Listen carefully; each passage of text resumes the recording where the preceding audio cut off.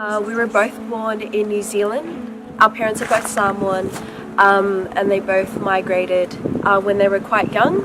I often say made in Australia from imported ingredients. My home life was very Asian, my church was very Asian, yet my schooling and work and society I lived in was very Western. So growing up in between those two worlds was a challenging and interesting blend. The cultural groups that I identify with predominantly is my Australian culture, but also I was born in Sri Lanka. And already navigating between Samoan culture and New Zealand culture as well.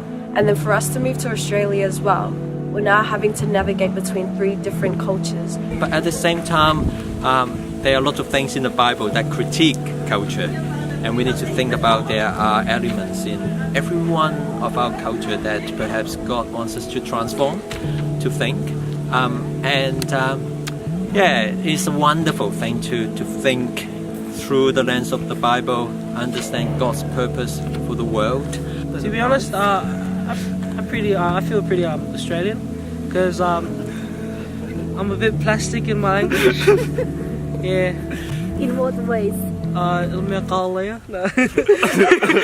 Because we were quite young, we're still having to try and, how to build our own identity but still stay true to the culture and the community that we were living in. Yeah, I guess over the years I've had to struggle with who I was and my identity as somebody that was born in Sri Lanka, but also as someone that has lived predominantly in Australia as well too. Yeah, my parents speak some English, but they speak fluently Samoan, and I just kind of don't understand it.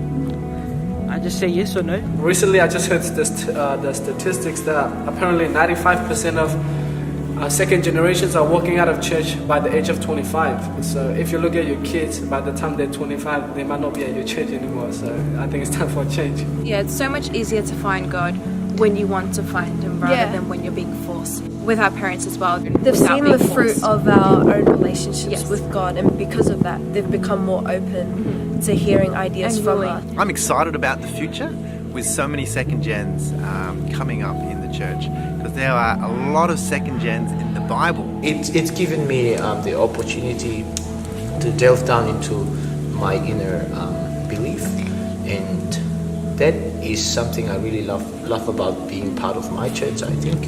Moses is a second gen. He grew up in between two worlds. He was an Israelite, but grew up in the Egyptian palace. Esther was a second gen. Often these stories we don't look at from a second gen perspective, but God, through His story, has used many second gens to bring about the gospel.